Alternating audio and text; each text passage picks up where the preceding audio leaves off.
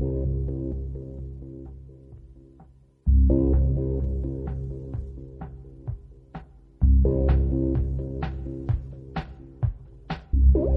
propósito de esta investigación ha sido desde el 2010 investigar o indagar el modo como se establecen los mecanismos de construcción de la moral que se relacionan con la religión a partir de analizar las prohibiciones. Y ustedes van a decir, ¿y qué tienen que ver las prohibiciones? ¿Dónde están? Si eso no sucede.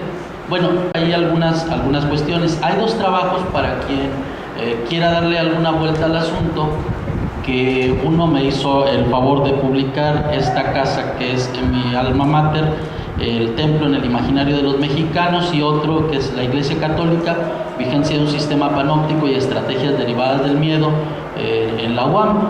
Bueno, este es un tercer trabajo, un tercer avance.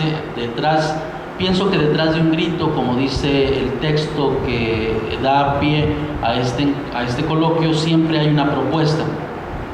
Yo creo que este trabajo está situado en el límite entre el templo y el atrio y el mundo de la vida cotidiana, donde a mí me parece que ocurre una especie de guerra santa entre distintas perspectivas que tienen repercusión en la forma de vivir la religiosidad. En la siguiente diapositiva ustedes están observando ahí cuál es el asunto. Yo fui eligiendo, me fueron llamando la atención inicialmente una serie de letreros que estaban en los templos, de esos que ustedes seguramente encuentran, observan y todo ese tipo de asuntos, y después le fui dando forma a este trabajo en términos de investigación y fui aterrizando en esta idea. La prohibición es un elemento que va orientando la moral y la religiosidad, y existen, distingo, dos medios para orientar la vida privada, seguramente hay muchos otros, pero yo he elegido estos dos. Hay mecanismos de confrontación donde la gente puede discutir sus ideas, y en otros hay mecanismos de adoctrinamiento bastante sutiles, pero que allí están. Uno de estos mecanismos sutiles es el adoctrinamiento a partir de la prohibición, que marca la separación o la distancia entre lo sagrado y lo profano. Pero me parece muy importante el asunto de la prohibición, porque toda prohibición, sobre todo de tipo religioso, despierta aliados que están buscando cierta perfección o que tienen una idea de perfección muy importante, y me parece que en ocasiones se ha convertido en un eje de discurso muy interesante. Pero no vayan a pensar que la prohibición tiene un sentido meramente negativo. No, yo encuentro dos sentidos en la prohibición. La prohibición, por un lado, en su sentido positivo, plantea la existencia de un bien deseable, algo que se desea, y por eso se está planteando este asunto. Y también tiene la otra cara de la moneda, es un rechazo a lo que no es deseable. Pasamos a la siguiente diapositiva. Ahí les cuento un poco cómo fue sucediendo esto. Están observando una imagen tomada en alguno de los templos de este país, donde se plantea el asunto de la prohibición. Está al pie del altar, ya más adelante seguramente lo verán con más claridad. Prohibido subir, lugar solo para sacerdotes y empleados, y como es en una ciudad turística es importante que la gente lo entienda, y está en inglés. Y en el otro ahorita lo presentaré de otra manera, pero la prohibición de alguna manera va transitando a la moral como un mecanismo que permite mostrar una cierta idea de lo que es algo bueno para quien lo pone, y entonces se plantea una especie de superioridad ahí. Pero también tiene una parte muy importante. A fuerza de negar algo o de prohibir algo, la prohibición muestra la existencia de la diversidad. Entonces me parece que eso es importante. Si pasamos a la siguiente diapositiva, ustedes ven ahí una diapositiva que plantea un bien deseable. El bien deseable es el buen vestir, porque se considera que un determinado modo de vestirse es el que permite un mejor acercamiento a un espacio sagrado. No estoy intentando decirles que esto es bueno, que esto es malo. Eso no está en mi cabeza en este asunto, sino solamente mostrar, y seguramente que cuando venga el Congreso de septiembre, si alguien considera que es importante preguntarse sobre este asunto, podría preguntarse qué modelos de religiosidad estamos generando con este tipo de letreros que están apareciendo en muchos de los templos de este país, y del trabajo que yo les vengo a hablar es de 15 catedrales de este país. ¿Sí? Entonces, ahí hay un rechazo también a lo no deseable, que está expresado formalmente en esos términos. Bueno, yo no tengo en este momento ninguna respuesta o señalar por dónde deben moverse, o sino solamente plantearles una situación, como dice Benjamín Bravo, ojalá esto que presento pueda, que es un hecho de la vida, pueda convertirse en acontecimiento en términos de un análisis. Como seguramente las palabras son extrañas, ¿qué es eso de performativo y ese tipo de asuntos? Preparé la siguiente diapositiva con tres conceptos. Estoy entendiendo la moral de manera ahorita muy rápida como un entramado de costumbres de una sociedad que van definiendo las normas de conducta, estableciendo un código para las relaciones sociales. Es decir, son estas costumbres que se traducen en normatividad y que van permitiendo una construcción de relaciones sociales cordiales, y que cuando las rebasamos, pues siempre habrá algún elemento de confrontación. Entiendo por religiosidad la cosmovisión con apertura a la trascendencia que un grupo social comparte como un horizonte de sentido, es decir, esas creencias que se convierten en horizonte de sentido, que son compartidas grupalmente, pero que es seguida e interpretada de manera individual por cada una de las personas, y esto le da matices a la religiosidad. Y lo performativo es aquella construcción social que va definiendo el sentido y que va legitimando las acciones de un determinado grupo social a partir de la referencia a su cosmovisión compartida. Probablemente la palabra que está entre paréntesis sea más clara que todo lo que dije. Lo performativo es aquello que muestra el efecto de la palabra, y estos textos que vemos en los templos tienen un efecto a partir de la palabra. Ok, estos datos que les planteo, pasamos a la siguiente diapositiva, gracias. Fueron seleccionados de la siguiente forma. Yo seleccioné, puse en una anforita, todos, como ya saben ustedes en esos procesos de investigación, todas las ciudades todas las catedrales de este país y todas las sedes episcopales, las 91, y entonces fue un trabajo al azar finalmente la elección. Estas ciudades estos lugares corresponden a 13 estados, de los cuales 12 son capitales de estado. Sedes episcopales son 15, lo que representa casi el 17% de las diócesis de este país, y ahorita me refiero solamente a lo que hay en esas 15 catedrales.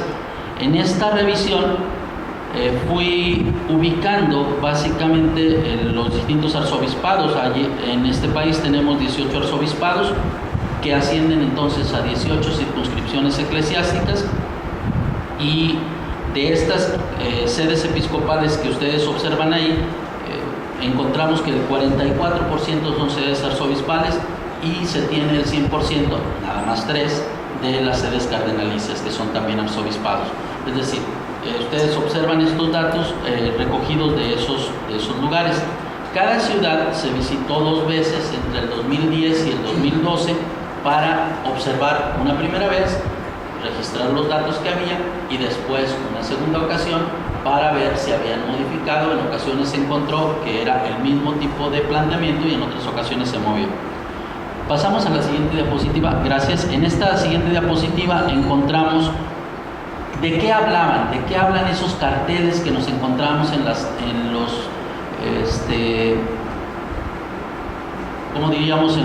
los atrios, o en los tableros de avisos de los templos, o incluso en las puertas de los templos. Hablan de 7 cosas. Todas tienen una intención de plantear un mensaje religioso que se puede organizar en 7 grandes grupos o categorías. El primero, y que forman redes de sentido. Uno tiene que ver con las limosnas, otros con una motivación para escuchar el mensaje religioso, unos más hablan de objetos, lugares y representaciones sagradas, sobre todo para distinguir y defender lo sagrado, o decir cómo debe uno relacionarse con lo sagrado. Otros mensajes hablan de tienen la pretensión de orientar la conducta sexual y social, inclusive dando datos de corte médico. Otros hablan o invitan al creyente a orar. Unos más prescriben pastoralmente cómo conducirse sobre los sacramentos, encontré alguna ocasión un letrero muy interesante que los que leen actualidad litúrgica lo han visto ahí, pero que puesto en un letrero de un templo puede resultar también muy importante. Por ejemplo, el rito de la paz no es el recreo de la misa, cosas así por el estilo que pueden ser importantes. Y otros mensajes hablan del respeto a la casa de Dios porque les interesa plantear el sentido del templo o la participación en el culto y señalar conductas inapropiadas. Ahora, no les voy a hablar aquí de todo lo que hay ahí adentro, pero pasamos a la siguiente diapositiva y ahí ustedes van a encontrar que lo que aparece al interior de cada categoría, bueno, eso podrá ser platicado en otro momento, pero desde esta iconografía, desde estos mensajes, sí, se puede saber quién es aceptado, quién es excluido y si hay alguna norma moral ahí dentro de este tipo de este conjunto de mensajes que aparecen ahí. Encontré durante este trabajo 6 grandes grupos. Por ejemplo, los aceptados son quienes, lo encuentran ustedes en la columna que está a su izquierda, son quienes usan el templo para los fines que suponen. Los actores de tipo sacerdotal, que no necesariamente son ni todos los sacerdotes ni necesariamente son ministros ordenados, sino aquellos que asumen una postura en el campo religioso como de defensores de la propuesta religiosa, ¿no? Y entonces el fin del templo en esta perspectiva es orar y meditar. Por supuesto, los excluidos son los que no usan el templo para esto, y la norma que puede derivarse de este asunto es que habría que tener una determinada conducta que ustedes observan, y allí encuentran algunas de esas cosas. Me refiero solamente a la última. Los que son aceptados, se acuerdan que hay niños que lloran en los templos y cosas por el estilo. Son los que mantienen a sus hijos en silencio y sentados sin jugar. Los que son excluidos, por lo menos en este conjunto de planteamientos, no es necesariamente que sean excluidos y que les digan sálgase, sino que de pronto pueden ser señalados como inapropiados porque se interrumpe o algo pasa ahí. Quienes no evitan que los niños jueguen y no controlan a sus hijos, o quienes ingresan con globos y chicles. De hecho, encontré un templo en este país, en una catedral, donde hay unas bancas especiales para las mamás que tienen niños que lloran.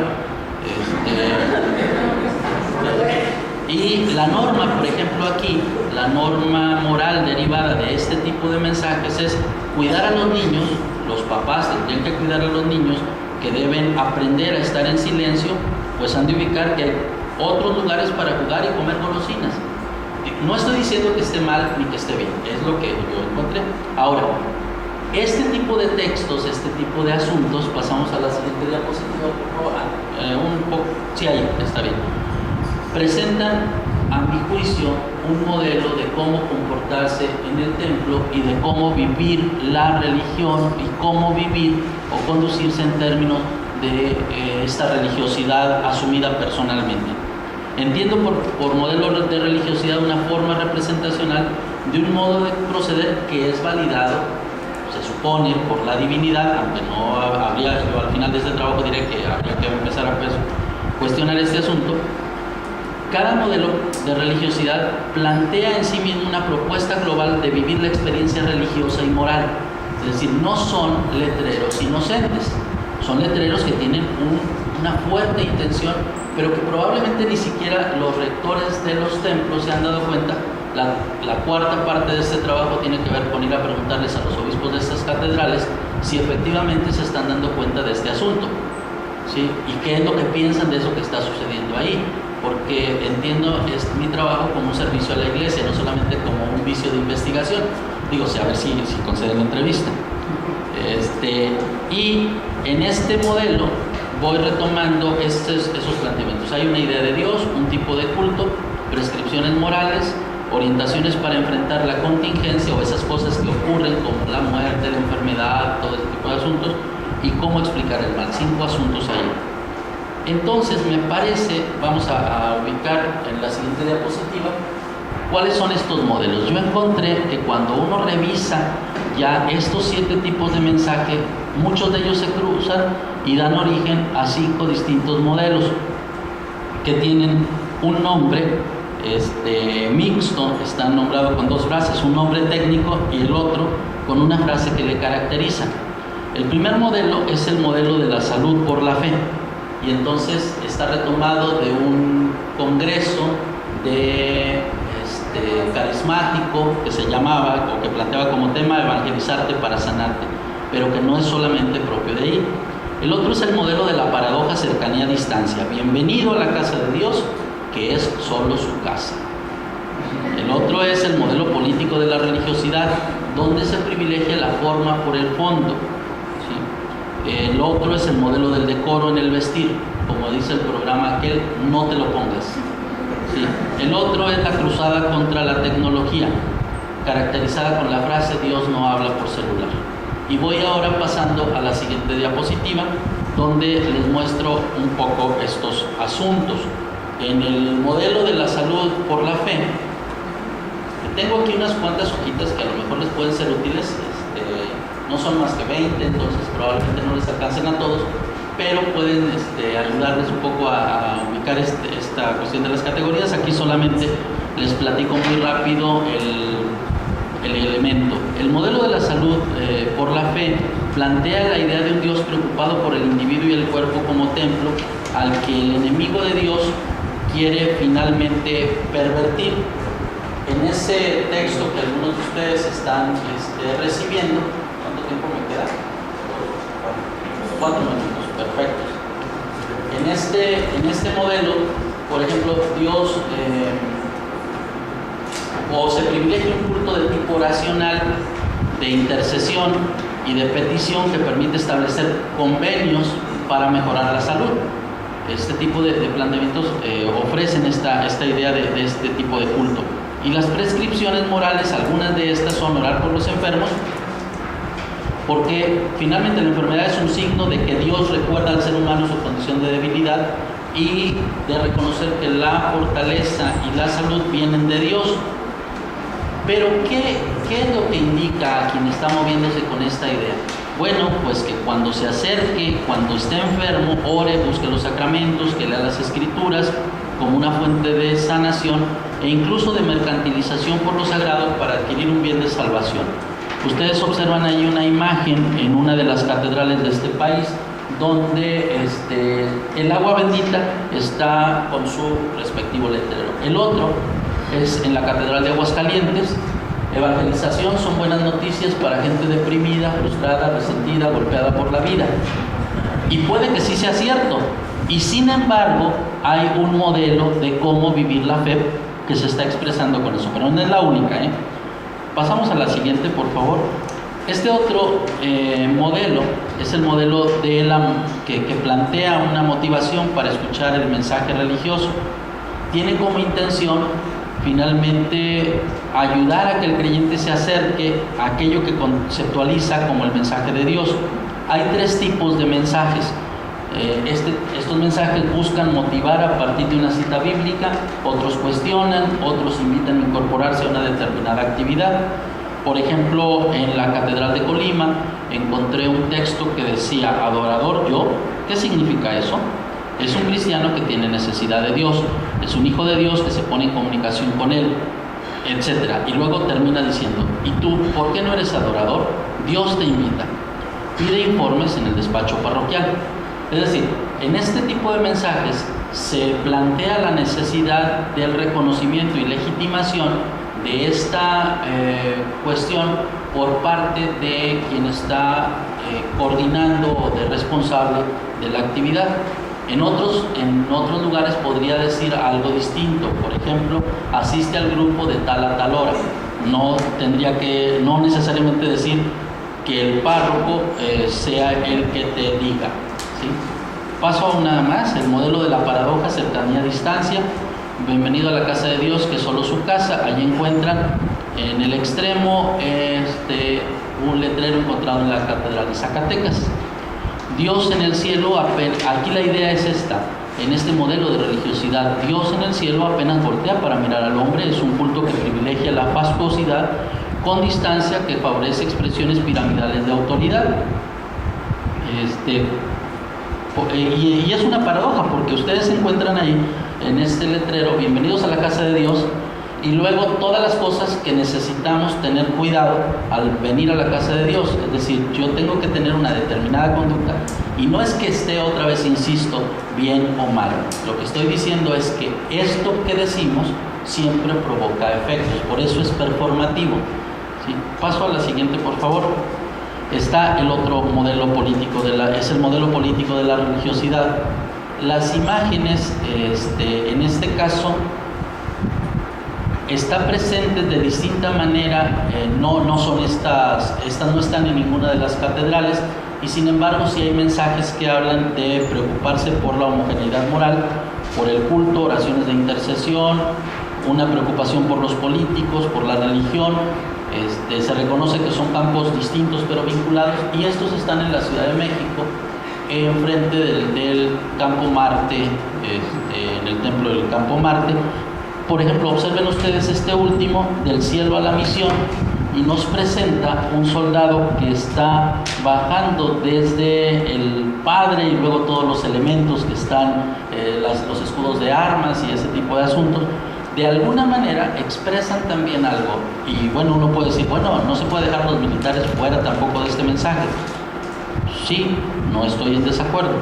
Lo único que preguntaría es, ¿y qué buscamos o qué generamos con este tipo de cosas? En la siguiente diapositiva encuentran la oración del creyente, y ahí en esa oración del creyente es de Aguascalientes, donde se plantea, por ejemplo, cómo es importante el pedir por los políticos. En la siguiente, estoy ya a punto de terminar, es el modelo del decoro en el vestir.